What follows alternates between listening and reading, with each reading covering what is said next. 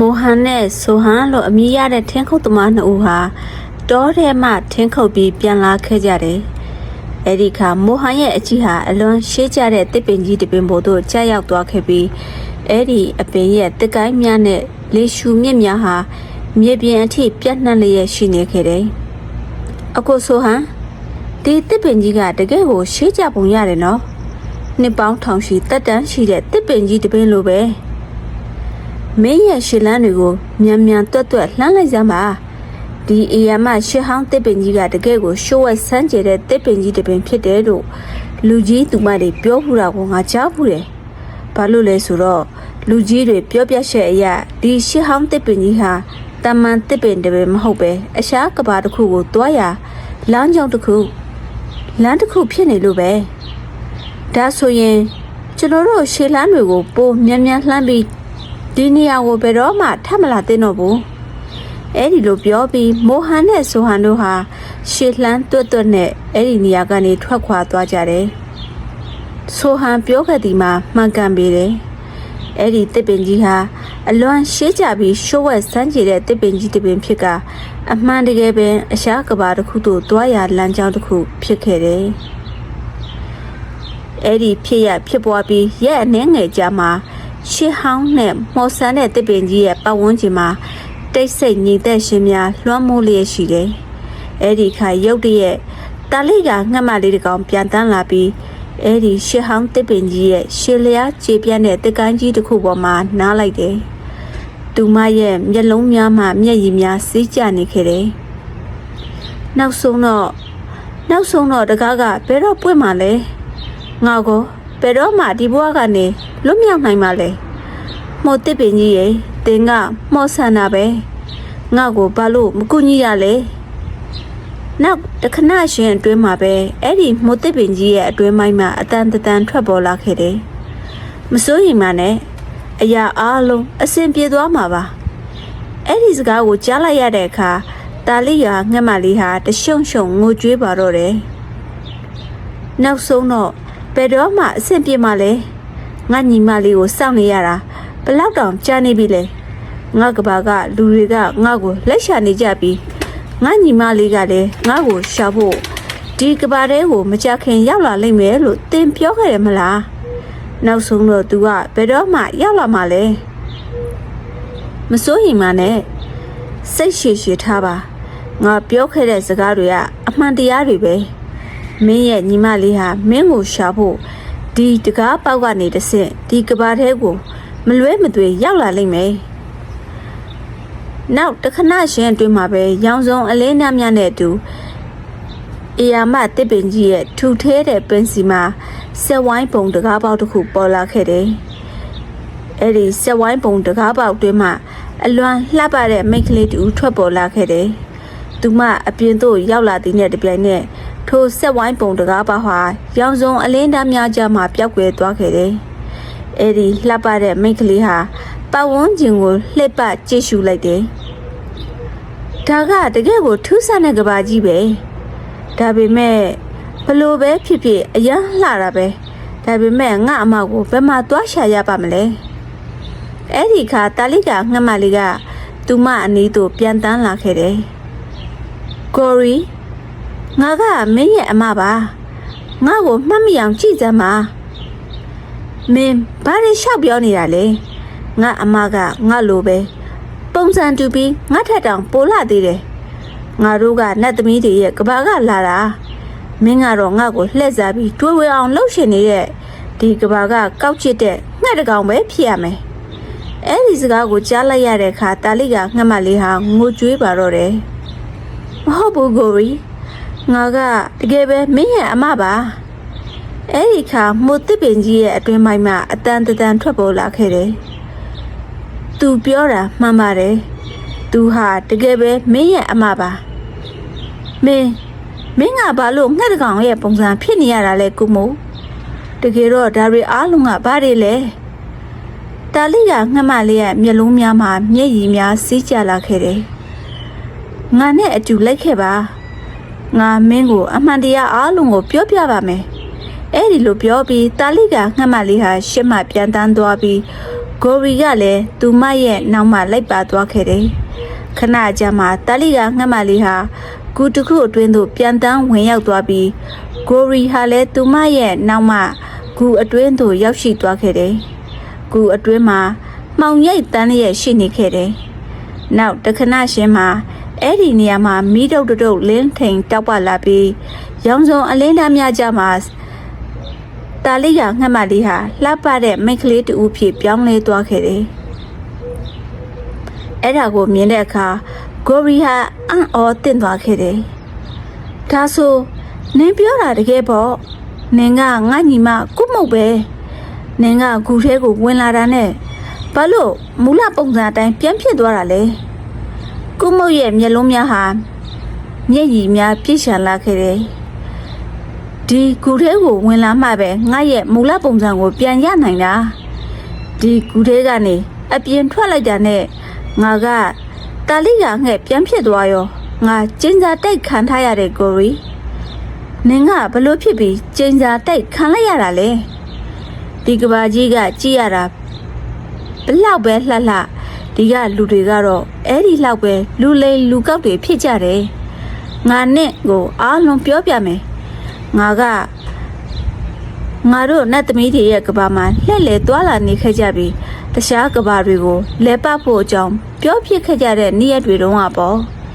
ပြီးတော့တရက်မှာတော့ငါကဒီရှစ်ဟောင်းတစ်ပင်ကြီးရဲ့တကားပေါက်ကိုအသုံးပြုပြီးဒီကဘာထဲကိုရောက်လာခဲ့တယ်ကုမောဟာနတ်သမီးများရဲ့ကဘာအတွင်းရှိကြီးမားလာတဲ့မိုးတစ်ပင်ကြီးတစ်ပင်ရဲ့ရှေ့မှာရပ်နေခဲ့တယ်ကုမောဟာအဲ့ဒီကြီးမားလာတဲ့တစ်ပင်ကြီးကိုသေချာကြည့်ရင်ပြောလိုက်တယ်ငါတင်ထားတဲ့မန္တာတွေကိုသုံးပြီးဘယ်ကဘာရဲ့တကားပေါက်ပွင့်လာမလဲဆိုတာကြည့်ရအောင်အဲ့ဒီလိုပြောပြီးကုမောဟာမန္တာကိုရွက်ဖတ်လေတော့တယ်နောက်တခဏမှာရောင်စုံအလင်းဓာတ်များနဲ့အတူအဲ့ဒီကြီးမားလာတဲ့တစ်ပင်ကြီးရဲ့ပင်စီမှာဆက်ဝိုင်းပုံတကားပေါက်တစ်ခုပေါ်လာခဲ့တယ်ကုမောဟာအချိန်ဆွဲမနေပဲအဲ့ဒီဆက်ဝိုင်းပုံတကားပေါက်ထဲကိုဝင်သွားခဲ့တယ်နောက်တခဏမှာကုမောဟာအဲ့ဒီတကားပေါက်မှအပြင်သို့ထွက်လာခဲ့တယ်အဲ့ဒီနေရာမှာကြီးမားလာတဲ့ရှစ်ဟောင်းတစ်ပင်ကြီးရပ်တည်နေတာကိုသူမတွေ့လိုက်ရတယ်ဘာဖြစ်တာလဲဒီကြီးမားတဲ့ရှစ်ဟောင်းတစ်ပင်ကြီးကငါတို့ကဘာမှာလည်းရှိတယ်လို့ဒီကဘာမှာလည်းရှိနေတာပဲကဘာနှစ်ခုလုံးရဲ့တကားပေါက်ဖြစ်တဲ့အပြင်ဒီတစ်ပင်ကကဘာနှစ်ခုလုံးမှာရှိနေတာပဲဒါကကဘာတိုင်းမှာလည်းရှိနေနိုင်တာပဲအဲ့ဒီလိုပြောပြီးကုမောဟာရှစ်တဲ့တို့ကြည့်လိုက်တယ်ဒီကဘာကြီးကတကယ်ကိုလှပတာပဲဒီမှာခဏလောက်လဲပတ်ပြီးမှ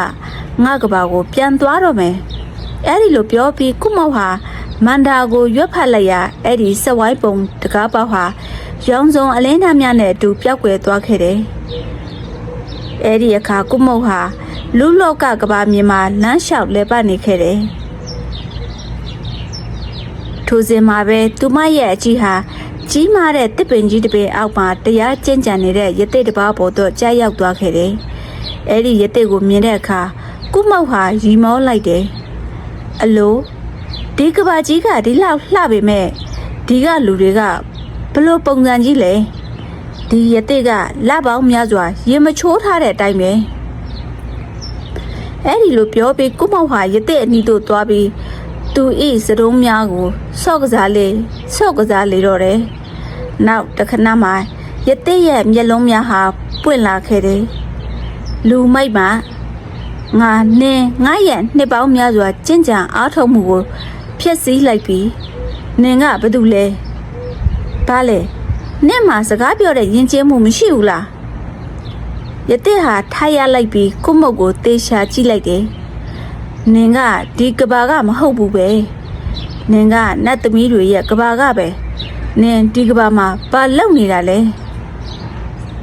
နင်ကငါအကြောင်းကိုဒီလောက်မြန်သိသွားတာဆိုတော့မော်ဆရာတယောက်ထင်တယ်ရတဲ့ဟာအလွန်ဒေါသထွက်သွားခဲ့တယ်ငါကမော်ဆရာမဟုတ်ဘူး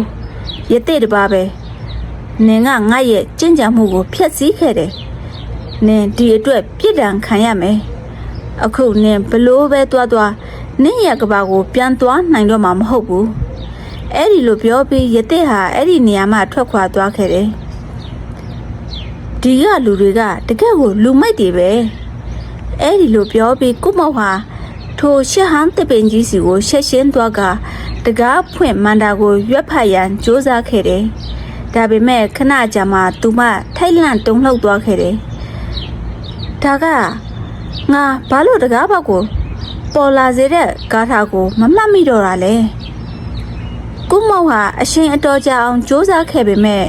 အဲ့ဒီဂါထာကိုမမှတ်မိခဲ့ပေခဏကြာမှသူမဟာမောပန်းနွမ်းနေသွားပြီးအဲ့ဒီနေရာမှာပင်ရပ်နေခဲ့တယ်ငါအဲ့ဒီအစ်စ်ကိုတွားရှာရမယ်ထင်တယ်အခုတော့သူပဲငါ့ကိုကူညီနိုင်တော့မယ်ကုမောက်ဟာရတဲ့ကိုရှာဖွေဖို့တောအုပ်ထက်သို့ထွက်လာခဲ့တယ်ဒါပေမဲ့အဲ့ဒီရတဲ့ကိုသူမဘယ်နေရာမှရှာမတွေ့ခဲ့ပါအဲ့ဒီခါရုတ်တရက်တာယာလှတဲ့ပလွေတန်တစ်ခုဟာသူမရဲ့နားထဲသို့ပြန့်လွင့်ဝင်ရောက်လာခဲ့တယ်အဲ့ဒီပလွေတန်ဟာအလွမ်းမင်းတာယာလွမ်းသဖြင့်ကုမောက်ဟာအရာအားလုံးကိုမေ့လျော်သွားခဲ့တယ်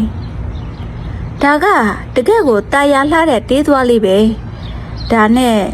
ဒီအတန်ကဘယ်ကနေထွက်ပေါ်လာတာလဲကုမောက်ဟာအဲ့ဒီတေးသွားထွက်ပေါ်ရာလမ်းကြောင်းတိုင်းရှစ်သို့ဆက်လျှောက်သွားခဲ့တယ်အနှဲငယ်လျှောက်သွားပြီးနောက်ရှောမောလှပတဲ့လူငယ်တူဟာ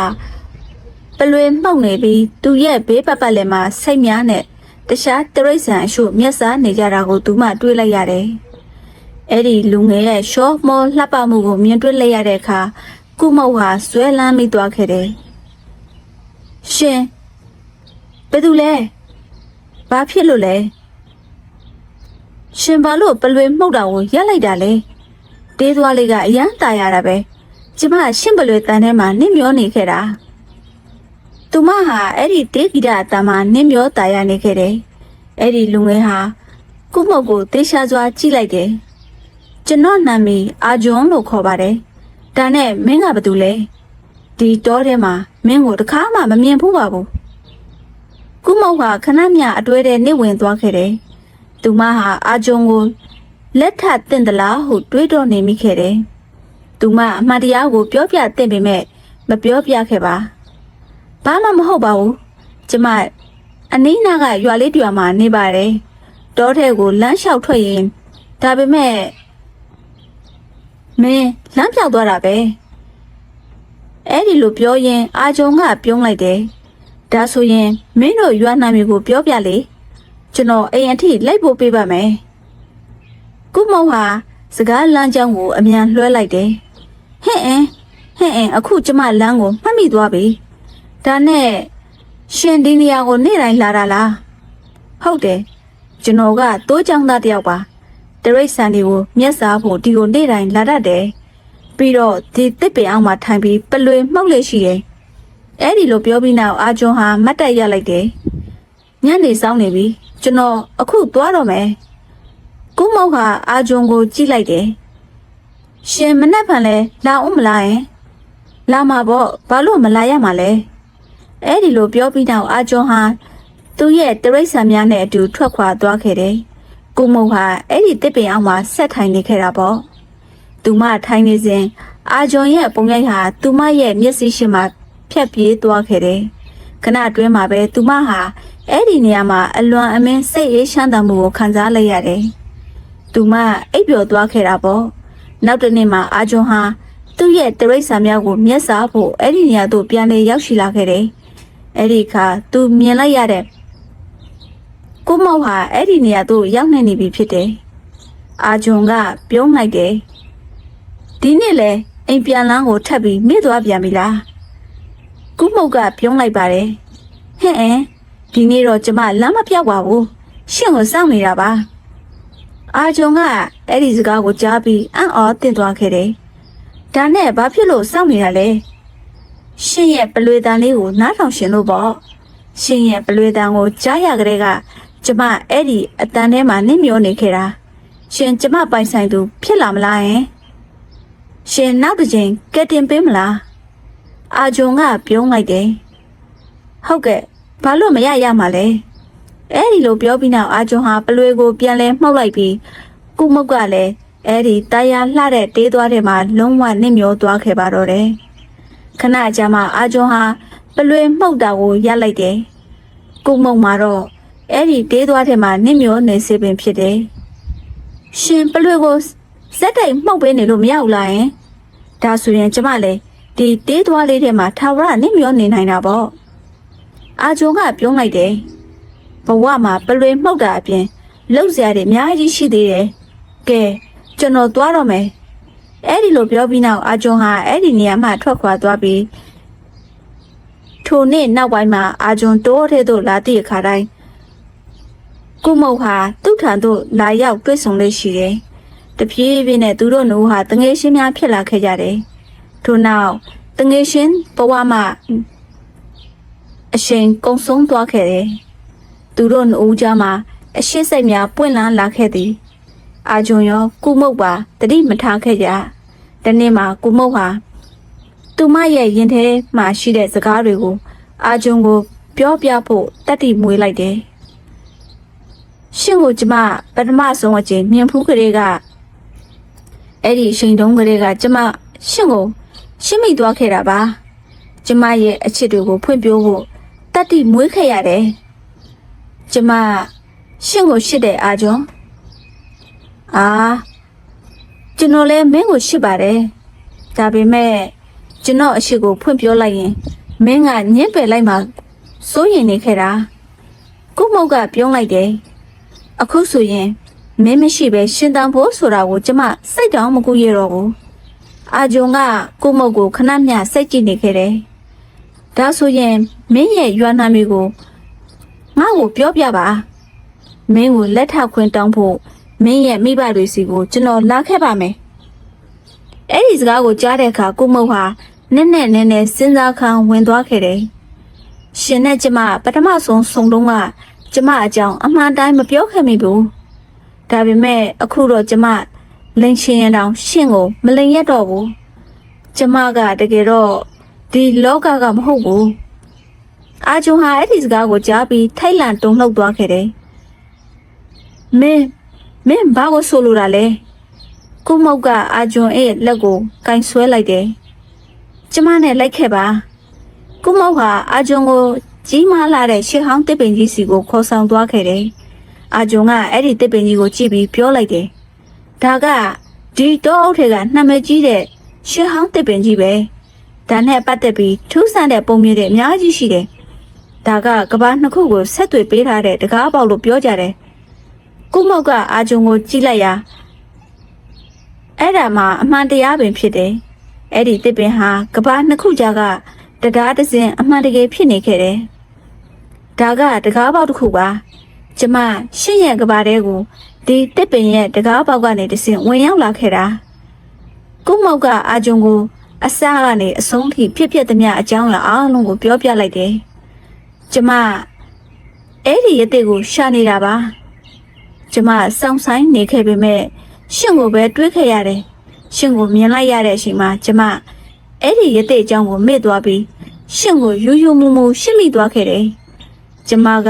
နတ်သမီးတစ်ပါးပါအာဂျွန်ကကုမုတ်ကိုဆက်ပြီးစိတ်ကြည့်နေခဲ့တယ်ဒါကြောင့်လေကျွန်တော်မင်းကိုပထမဆုံးမြင်ဖူးတော့ကတွေးမိခဲ့တာကိုကျွန်တော်စိတ်ထဲမှာဘာလို့အဲ့ဒီအတွေ့တွေအရင်ဆုံးပေါ်လာခဲ့လဲဆိုတာအခုမှသဘောပေါက်တော့တယ်ဒီလောက်လှပတဲ့အလှတရားမျိုးကိုနတ်သမီးတွေပဲပိုင်ဆိုင်နိုင်တာမင်းလိုနတ်သမီးတစ်ပါးကိုပိုင်ဆိုင်ခွင့်ရတဲ့အတွက်ငါတကယ်ကံကောင်းပါတယ်အဲ့ဒီစကားကိုကြားတဲ့အခါကုမုတ်ရဲ့မျက်ဝန်းထဲမှာမျက်ရည်တွေဝဲတက်လာခဲ့တယ်ကျမရှင်ရဲ့မိသားစုတွေနဲ့တွေ့ရှင်ပါတယ်အာဂျွန်ကပြုံးလိုက်တယ်ဘာလို့မရမှာလဲဒီနေ့ပဲမင်းကိုငါရဲ့အမေနဲ့အဖေနဲ့မိတ်ဆက်ပေးပါရစေခဏအကြာမှာအာဂျွန်ဟာကုမုတ်ကိုသူ့ရဲ့ရွာဖြစ်တဲ့ဟာရီယာပူတို့ခေါ်ဆောင်သွားခဲ့တယ်သူဟာတင်းနေတဲ့တဲအိမ်ထဲတလုံးကိုညွှန်းပြလိုက်တယ်အာဂျွန်ကကုမုတ်ကိုတဲအိမ်ထဲသို့ခေါ်သွားခဲ့တယ်တဲအိမ်ထဲမှာအဖိုးအိုတူနဲ့အဖွားအိုတူထိုင်နေကြတယ်အာဂျွန်ကအဖိုးအိုကိုညွှန်ပြလိုက်တယ်ဒါကကျွန်တော်ရဲ့အဖေရန်လောပါ အဖေကအရင်ကလက်သမားတယောက်ပေါ့ဒါပေမဲ့ရုတ်တရက်ကြီးအဖေနေမကောင်းဖြစ်သွားခဲ့တယ်ကျွန်တော်တို့ရဲ့လေယာမြေတွေအားလုံးကိုရောင်းချခဲ့ရပေမဲ့အဖေရဲ့ယောဂါကတက်တာမလာခဲ့ဘူးအဲ့ဒီနောက်အာဂျွန်ကသူ့ရဲ့မိခင်ကိုကြည့်လိုက်တယ်ပြီးတော့ဒါကကျွန်တော်အမေပါအမေနာမည်ကကိုရှာလျာလို့ခေါ်တယ်ဟုတ်ပါတယ်အမေကကျွန်တော်ကိုပင်ပန်းမနဲ့စူးစမ်းပန်းစားပြုစုပြောထောင်ပေးခဲ့တာပါကိုရှာလျာကအာဂျွန်ကိုကြည့်လိုက်တယ်ဒါကဘယ်သူလဲအမေသူ့နာမည်ကကုမုတ်တဲ့သူကဘေးနာကရွာမှာနေတာသူလဲကျွန်တော်လိုပဲစိတ်ကြောင်တဲ့သူပါကောရှာလျာကကုမုတ်ကိုပြုံးပြလိုက်တယ်ခဏအကြာမှာကုမုတ်ကပြောလိုက်တယ်ကောင်းပါပြီကျမအခုပြန်လိုက်ပါအောင်မယ်အာဂျွန်ကကုမုတ်ကိုကြည့်လိုက်တယ်မင်းအကြောင်းအားလုံးကိုကျွန်တော်ကိုပြောပြပြီးပြီဆိုတော့မင်းဘယ်မှာနေလဲဆိုတာပြောပြပါအောင်မင်းကတောထဲမှာနေတာလားကုမုတ်ကခပ်ဖွားဖွားလေးပြုံးလိုက်တယ်ဟုတ်ပါတယ်တောအုပ်ကကျမရဲ့အိမ်ပါကျမအစွမ်းကုန်စူးစမ်းနေတာကတော့အဲ့ဒီသူတို့စင်ကိုတွေ့နိုင်ပါစေလို့ဆုတောင်းနေမိတယ်ဒါပေမဲ့ဘယ်နေရာမှရှာမတွေ့ဘူးတကယ်လို့ကျမသာအဲ့ဒီသူတို့စင်ကိုရှာမတွေ့ခဲ့ရင်ဒါကြောင့်ကျမသူ့ကိုတောင်းပါပြီကျမမေ့သွားတဲ့ဂါထာမန္တန်ကိုပြန်မှတ်မိအောင်လုပ်ပါမယ်ပြီးရင်တော့ကျမရဲ့ကဘာကိုပြန်သွားနိုင်ပါလိမ့်မယ်ဒါပေမဲ့အာဂျွန်မစိုးရင်ပါနဲ့ကျမရဲ့ကဘာကိုပြန်သွားတဲ့အခါတိုင်းရှင်ကိုလည်းကျမနဲ့အတူခေါ်သွားမှာပါဒါကိုကြားတော့အာဂျွန်ကပြုံးလိုက်ပါတယ်အဲ့ဒါဆိုရင်တော့မနေ့ဖန်ကြရင်အဲ့ဒီရတဲ့ကိုရှာဖို့မင်းကိုငါကူညီပေးပါမယ်ပြီးတော့အချိန်တန်ရင်ငါတို့လက်ထပ်ဖို့ကိစ္စကိုငါအမေနဲ့အဖေကိုပြောပြလိုက်မယ်ဒါကိုကြားတော့ကုမုတ်ကရှက်သွားပြီးခဏအကြာမှာတောအုပ်ထဲကိုတိတ်တဆိတ်ပြန်သွားခဲ့တယ်နောက်တနေ့မှာတော့အာဂျွန်ကကုမုတ်သူ့ကိုစောင့်နေပြီးသားဖြစ်တဲ့တောအုပ်ထဲကိုသွားခဲ့တယ်ဒီနေ့တော့ကျမအချိန်မတိုင်ခင်စောပြီးရောက်နေတယ်ဒီနေ့မင်းနဲ့အတူမင်းရဲ့တရိတ်ဆန်တွေမတွေ့ပါလားဟုတ်တယ်ဒီနေ့ကျမဘသူ့ကိုမှခေါ်မလာခဲ့ဘူးဒါနဲ့ရှင်နဲ့အတူအဲ့ဒီရတဲ့ကိုလိုက်ရှာပြီးကူညီပေးနိုင်မှာမို့လို့ပါအာဂျွန်နဲ့ကုမုတ်တို့ဟာတောအုပ်ထဲမှာရတဲ့ကိုစတင်ရှာဖွေခဲ့ကြပေမဲ့အချင်းချင်းစူးစမ်းအားထုတ်ခဲ့ပြီးတိုင်းသူတို့ဟာရတဲ့ကိုဘယ်မှရှာမတွေ့ခဲ့ပါဘူးကုမုတ်ဟာစိတ်ပြက်လက်ပြက်နဲ့ပြောလိုက်ပါတယ်ကျမတို့ရတဲ့ကိုဘယ်မှရှာမတွေ့ဘူးကျမနတ်သမီးတိုင်းမျိုးကိုဘယ်တော့မှပြန်နိုင်တော့မှာမဟုတ်ဘူးစိတ်မပြတ်ပါနဲ့ကုမုတ်လက်မလျှော့လိုက်ပါနဲ့ပညာရှိတွေရတဲ့တွေတရားကျင့်တဲ့နေရာတစ်ခုငါသိတယ်အဲ့ဒီနေရာကိုသွားကြစို့အဲ့ဒီလိုပြောပြီးသူတို့နှစ်ယောက်ဟာအဲ့ဒီတောဖက်ကိုထွက်လာခဲ့ကြတယ်ခဏကြာမှတော့ကုမုတ်ကကျမဒီတောတွေကမကောင်းနမိတ်တစ်ခုခံစားရတယ်ဘာမှမဖြစ်ပါဘူးကုမုတ်လာပါဒီတောအုပ်ကပညာရှိဟန်တွေတရားကျင့်တဲ့နေရာဆိုတော့အေးချမ်းတဲ့နေရာပါတခြားတစ်ဖက်မှာတော့မော်စရာဟာတစ်ပင်အောက်မှာထိုင်နေပြီးမျက်လုံးကိုပိတ်လိုက်ဖွင့်လိုက်လုပ်နေခဲ့တယ်သူဟာကုမုတ်ကိုမြင်ပြီးပြောလိုက်ပါတယ်ဒီကောင်မလေးကိုတာမန်မိန်းကလေးတယောက်မဟုတ်ဘူးနတ်သမီးတိုင်းပြည်ကလာတာပဲငါရှာနေတာသူ့ပဲငါအကြံစီကိုဘယ်သူမှမတားဆီးနိုင်တော့ဘူးသူ့ကိုရစ်ပူစောပြီးငါမတင်နိုင်အောင်လုပ်ရမယ်ဒါမှ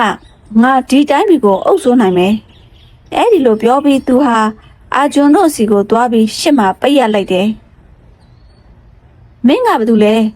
မင်းကသူတို့စင်ရတဲ့တော့မဟုတ်နိုင်ဘူးမော်ဆရာဟာဂါထာကိုရွက်လိုက်တယ်ရှက်ရှင်းဆိုသလိုပဲအာဂျွန်ဟာလောင်အိမ်ထဲမှာအချင်းချခံလိုက်ရတယ်မင်းဘာလုပ်လိုက်တာလဲမော်ဆရာကကုမုတ်ကိုကြည့်ပြီးပြောလိုက်ပါတယ်ငါမင်းကိုမှတ်မိပြီမင်းကဒီလောကကမဟုတ်ဘူးနတ်သမီးတန်ပြီကလာတဲ့နတ်သမီးတစ်ပါးပဲမင်းကိုဖမ်းပြီးရစ်ပူဆိုရမယ်ဒါမှငါဒီတိုင်းမျိုးကိုအုပ်ချုပ်နိုင်မယ်သူမဟာဒေါသထွက်သွားခဲ့တယ်တင်ဟာတကယ်ကိုရုပ်မှကောက်ကျစ်တဲ့သူဖြစ်ရမယ်တင်းရဲ့အစီအစဉ်တွေကိုကျမဘယ်တော့မှအောင်မြင်ခွင့်ပေးမှာမဟုတ်ဘူးကျမတင့်ကိုအောင်မြင်ခွင့်ပေးမှာမဟုတ်ဘူးအခုတော့ကျမဟာလူသားတယောက်မဟုတ်ပဲအဆရာနတ်သမီးတစ်ပါးဖြစ်တယ်ဆိုတာတင်သိသွားပြီပဲ ဒါကြောင့်ကျမကိုထိန်းချုပ်နိုင်ဖို့ဆိုတာမလွယ်ကူဘူးဆိုတာကိုသင်သိထားသင့်တယ်အဲ့ဒီလိုပြောပြီးနောက်ကုမောက်ဟာဂါထာမန္တာကိုရွတ်ဆိုရန်ပြင်လိုက်တယ်ဒါပေမဲ့စုံးကိုကသူမကိုရှက်ရှင်တားဆီးလိုက်တယ်ဒါဆိုမင်းကငါရဲ့ဂါထာမန္တာအစွမ်းကနေလွတ်မြောက်ဖို့ကြိုးစားနေတာပေါ့ဒါပေမဲ့မင်းကငါအကြောင်းကိုမသိသေးဘူးပဲငါကတမန်လောကီပညာရှင်တယောက်မဟုတ်ဘူး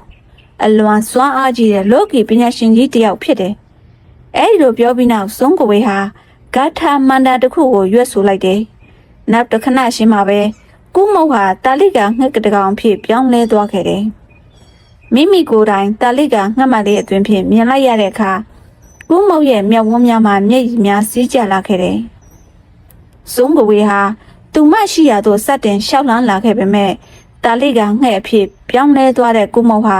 လျင်မြန်စွာပြန်တန်းထွက်ပြေးသွားပြီးစုံးကိုရဲ့မြင်ကွင်းမှာပျောက်ကွယ်သွားခဲ့တယ်မင်းဘယ်နေရာကိုပဲသွားနောက်ဆုံးတော့ပြန်လာရမှာပဲဒီလောကမှာငါရဲ့ကျင်းသားကနေမင်းကိုလွတ်မြောက်အောင်လုပ်ပေးနိုင်တဲ့ဘလို့စွမ်းအားမှမရှိဘူးကျောင်းလန်တကြားနဲ့ကိုမောက်ဟာဂူတစ်ခုထဲသို့ပြန်တန်းဝင်ရောက်သွားခဲ့တယ်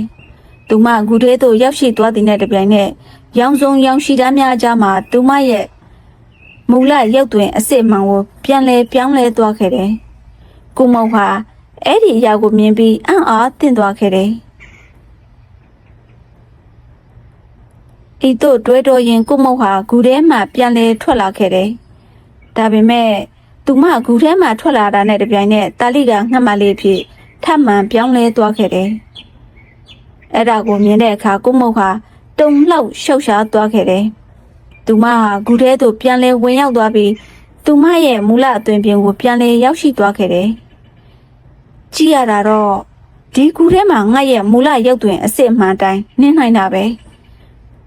ငါဒီဂူထဲကနေထွက်လိုက်တာနဲ့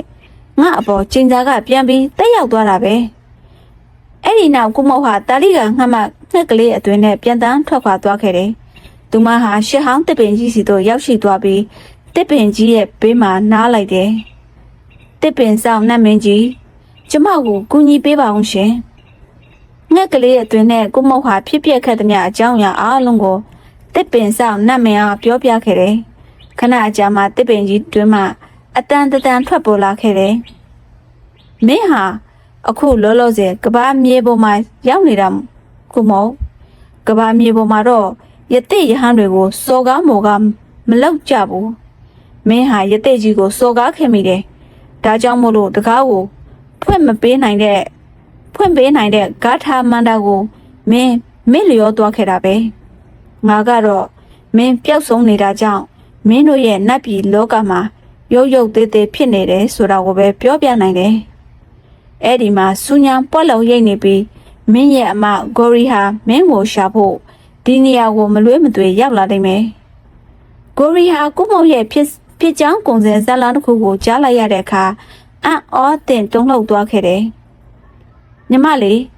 တခြားကဘာတစ်ခုမှလဲပတ်ရင်အရန်ပျော်နေတယ်လို့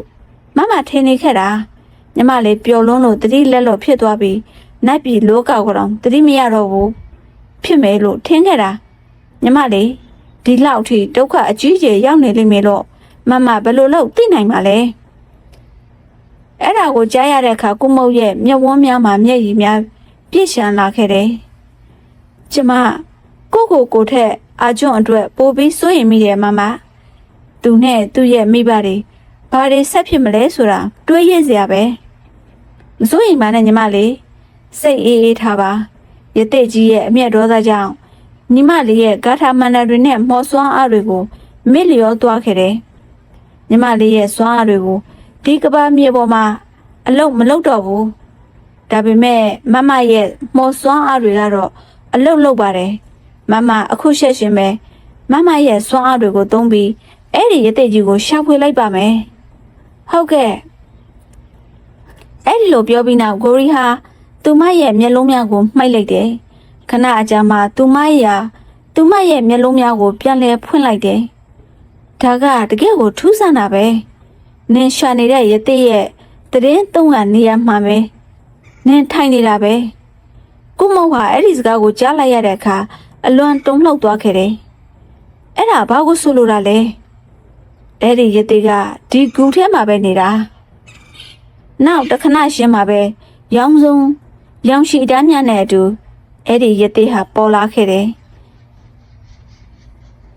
ထို့သို့ဖြစ်ပျက်ခဲ့တယ်ရသေးဟာကို့မုတ်ကိုနားမလည်နိုင်တဲ့အပြုံးတစ်ခုနဲ့ကြီးလိုက်တယ်မင်းရဲ့အမဂေါ်ရီပြောတာလုံးဝမှန်တယ်ငါကဒီဂူထဲမှာနေတာဒီဂူကတန်းရှင်းမြင့်မြတ်တဲ့နေရာဖြစ်တယ်ဒါကြောင့်မင်းရဲ့ဖြစ်တည်မှုအားအစစ်မှန်ကိုဒီနေရာမှာပဲရှာဖွေတွေ့ရှိတင်တယ်သူမဟာဒီပုံစံနဲ့ရောက်လာမှဖြစ်ပြီးတန်ထရစ်ပေးထားတဲ့ကျင်းသားဟာဒီနေရာကိုရောက်လာပြီးတဲ့နောက်မှာအားနည်းသွားလိမ့်မယ်ကိုမုတ်ဟာအားတင်းသွားခဲ့တယ်အရှင်ရဲ့တဲ့ဒါကိုကျမကိုဘာလို့စောစောကမပြောခဲ့တာလဲဒီဂူထဲမှာဘယ်သူမှမနေဘူးလို့ကျမထင်ခဲ့တာဒါမှလည်းကဘာမြေပေါ်မှာသူတော်စင်တွေကိုဘယ်တော့မှမစော်ကားသင့်ဘူးဆိုတာမင်းသဘောပေါက်သွားမှာဖြစ်တယ်ငါနားလေပါတယ်ဒါပေမဲ့မင်းဟာအကြီးအကျယ်လှည့်စားခံလိုက်ရပြီဘလို့လှည့်စားမှုမျိုးလဲငါနဲ့အတူလိုက်ခဲ့ပါမင်းရဲ့ကိုယ်ပိုင်မျက်စိနဲ့အမှန်တရားကိုမြင်တွေ့အောင်ငါပြပေးမယ်ဒါပေမဲ့ရှင်ရဲ့တဲ့ကျမဒီကူထဲကိုထွက်လိုက်တာနဲ့တာလိကငှက်တကောင်ဖြစ်ပြန်ပြောင်းသွားလိမ့်မယ်မစိုးရင်ပါနဲ့မင်းကိုကျင်းစာကနေခစ်တက်ခဏလွတ်မြောက်နိုင်အောင်ငါလှုပ်ပေးနိုင်ပါတယ်ဒါပေမဲ့မင်းအဲ့ဒီတန်ထရစ်ကိုတတ်နိုင်မှသာကျင်းစာကနေလုံးဝအုပ်တုံလွတ်မြောက်နိုင်မှာဖြစ်တယ်ရတဲ့ဟာကုမုံနဲ့ကိုရီတို့ကိုအာဂျွန်ရဲ့ရွာသို့ခေါ်ဆောင်သွားခဲ့တယ်အဲ့ဒီနေရာမှာတဲအိမ်နဲ့တလုံးရှိနေခဲ့တယ်အဲ့ဒီနေရာဟာလွန်ခဲ့တဲ့အချိန်နဲ့ကအာဂျွန်ကကုမုံကိုသူ့ရဲ့မိဘများနဲ့မိတ်ဆက်ပေးခဲ့သည့်နေရာဖြစ်တယ်တဲအိမ်လေးရဲ့ပတ်ဝန်းကျင်မှာတိတ်ဆိတ်ငြိမ်သက်မှုတွေလွှမ်းမိုးနေခဲ့တယ်အရှင်အသေးအာဂျွန်နဲ့အမေနဲ့အဖေကဒီနေရာမှာနေထိုင်ခဲ့ကြတာပဲအာဂျွန်မှာမိဘမရှိဘူးအာဂျွန်ကမိဘမဲ့တယောက်ပါ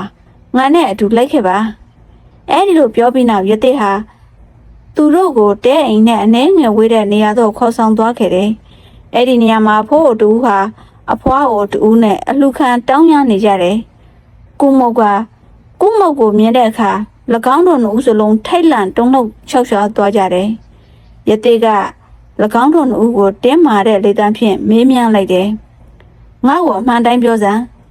မင်းတို့နှစ်ယောက်ကဘယ်သူတွေလဲလင်ညာဖို့မကြိုးစားနဲ့အဖိုးဟာကြောက်ရွံ့သွားပြီးလက်အုပ်ရှိကပြောလိုက်တယ်ကျွန်တော်တို့ကိုခွင့်လို့ပေးပါဗျာ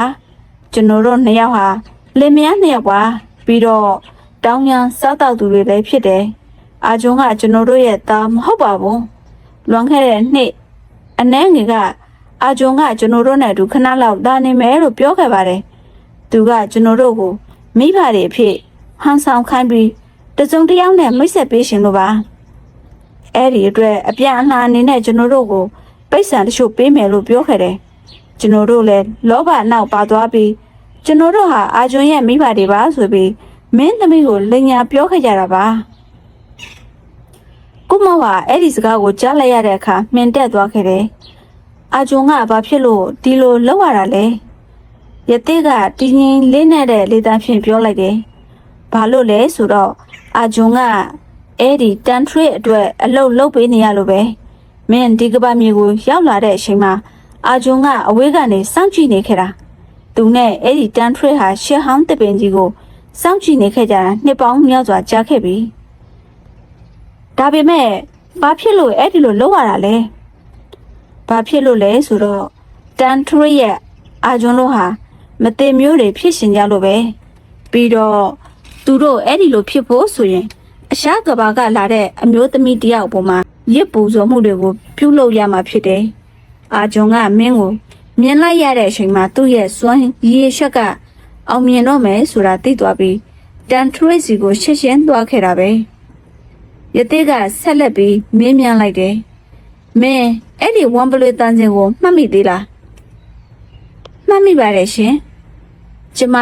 အဲ့ဒီပလွေတန်းစင်ကိုကြားပြီးတဲ့နောက်မှာ